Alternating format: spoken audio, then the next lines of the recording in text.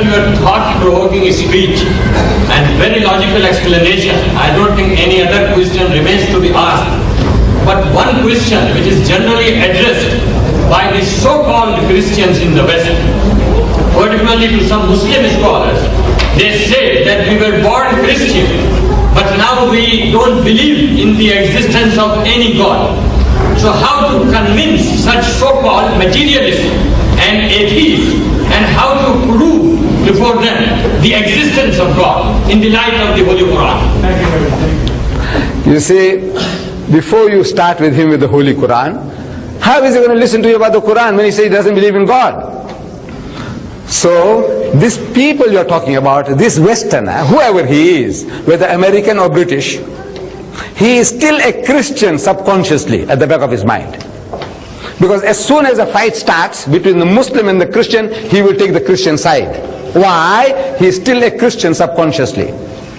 So, now what you do with him, a technique, I'll show you. As soon as you ask any of these people, you meet them in the flesh, he said, what church you belong to? He said, no, I don't go to any church. I don't believe in God. So you tell him, congratulations to you. Amazing, amazing. The man said, I don't believe in God. I said, tell him, congratulations to you. And the guy gets shocked. He expects you to chop off his head. Kafir, mardud. You don't believe in God? Chop off his head. That's what he expects from the man of religion. I said, no, congratulations to you. He said, why congratulations? I said, you see, if you told me you are a Christian, no congratulations. Because your father was a Christian, your mother was a Christian. Right? He said, right. So what did you do? Nothing. You tell me you are a Muslim? No congratulations. Why? Because your father was a Muslim, your mother was a Muslim. What did you do? Nothing. But you tell me you don't believe in God? I said, congratulations. Because you have been thinking. What made you to reach that stage where you say there is no God? You were thinking. So for that I congratulate you. What were you thinking? Well, about what you heard, the stories you heard. You went to Sunday school. Your environment, they're telling you about Adam and Eve. Yes. You read about Adam and Eve in Sunday school. You heard the stories. Yes, Adam and Eve, they were put into the garden. When God made them in the garden, he said, now look, eat and drink. Eat any of the fruit in the garden except this one tree. In the middle of the garden, the fruit of that tree thou shalt not eat, because the day that thou eatest thereof thou shalt surely die. Right? He said, yes. And they ate. And they discovered that they were naked. Prior to that, they were in a state of innocence, like little children. They didn't know what was what. As soon as they ate, that was supposed to be the tree of knowledge, the fruit of the tree of knowledge, so they realized that they were naked. So they started plucking leaves and covering themselves up. And Adam heard. I'm reading the Bible which he read.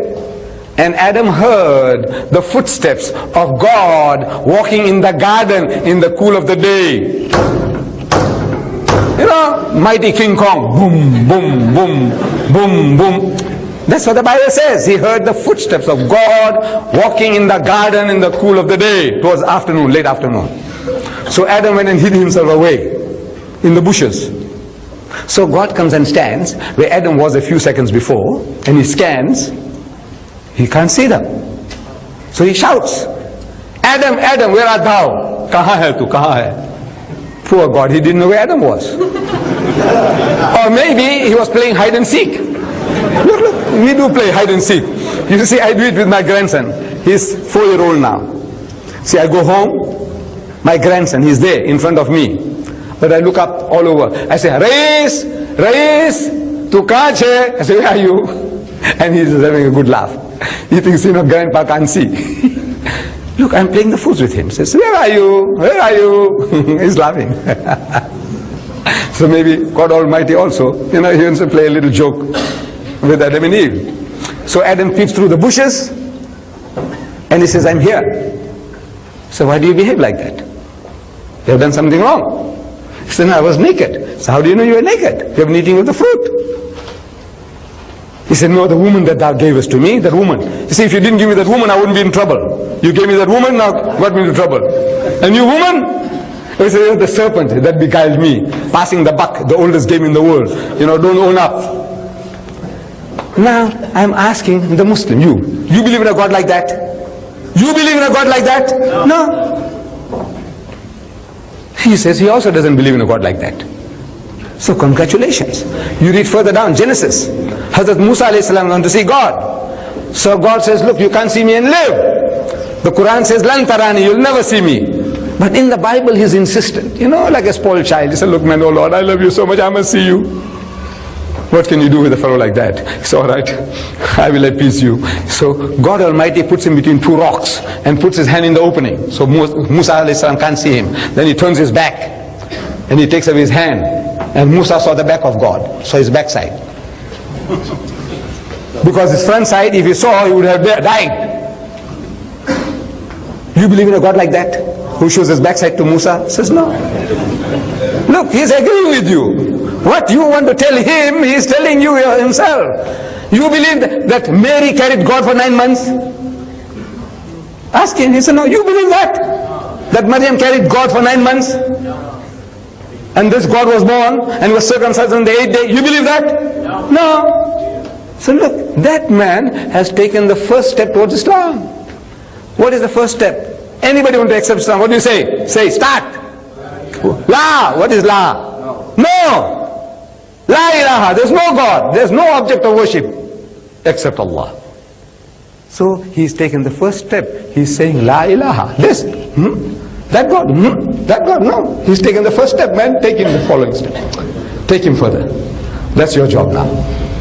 Congratulate him and take him out from there. So come, man. How did this thing come into being? So he explains to you, and you find the Quran confirms. The Quran confirms. He says, look man, this book is telling what you are telling me. Inshallah, you'll be able to do the job.